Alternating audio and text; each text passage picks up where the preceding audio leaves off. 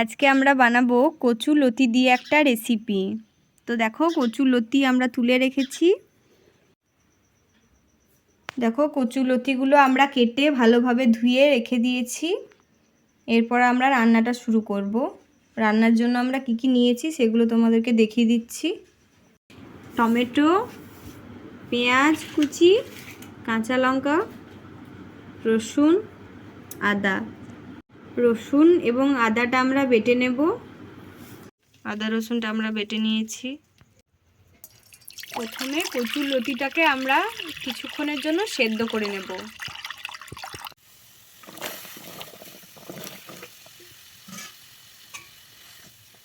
গুঁড়ো মশলার জন্য নিয়েছি দেখো জিরে গুঁড়ো, ধনে গুঁড়ো ও শুকনো লঙ্কার গুঁড়ো। দেখো কচুর লতিটা আমাদের সেদ্ধ হয়ে গেছে। এবার আমরা নামিয়ে নেব। আমরা একটা ফুটো ফুটো বাটি নিয়েছি, তার মধ্যে আমরা ঢেলে নিয়েছি কচুর লতি। এবার আমরা কড়াইয়ে তেল দিয়ে দিচ্ছি। দেখো কড়াইয়ে তেলটা আমাদের গরম হয়ে গেছে। পেঁয়াজগুলো আমরা দিয়ে দিচ্ছি। পেঁয়াজগুলো দিয়ে ভালোভাবে একটু কষিয়ে নেব। কাঁচা লঙ্কাগুলো আমরা দিয়ে দিচ্ছি। এরপর আমরা রসুন বাটাটাও দিয়ে দিচ্ছি। এরপরও আদা বাটাটা দিয়ে দিচ্ছি। এরপর আমরা জিরে গুঁড়োটাও দিয়ে দিচ্ছি। এক এক করে সমস্ত মশলাগুলো দিয়ে দিচ্ছি। এরপর আমরা টমেটোগুলোও দিয়ে দিচ্ছি। ভালোভাবে এবার টমেটোগুলোকে কষিয়ে নেব মশলার সাথে। এরপর আমরা হলুদ গুঁড়ো দিয়ে দেবো।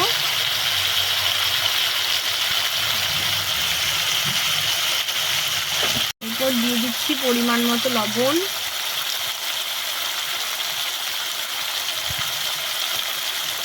এরপর আমরা একটু মিষ্টি হওয়ার জন্য চিনি দিয়ে দিচ্ছি। তোমরা যদি মিষ্টি পছন্দ না করো, নুন ঝাল পছন্দ করো, তাহলে চিনিটা স্কিপ করে দেবে। দেখো ভালোভাবে আমরা মশলাগুলোকে কষিয়ে নিচ্ছি।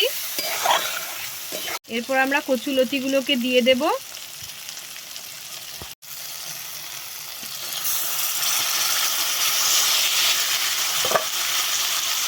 এবার কচু লতিগুলোকে ভালোভাবে মশলার সাথে কষিয়ে নেব। এইভাবে তোমরা রান্নাটা করবে।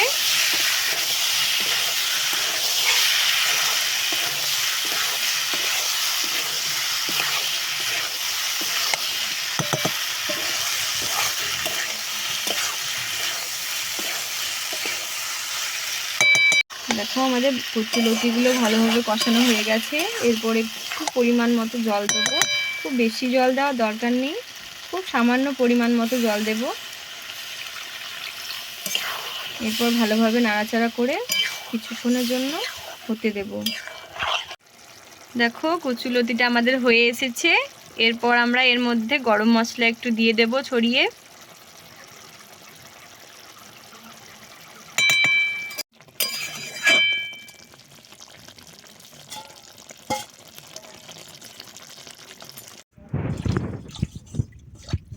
এই হচ্ছে আমাদের কচুর লতি রেসিপি।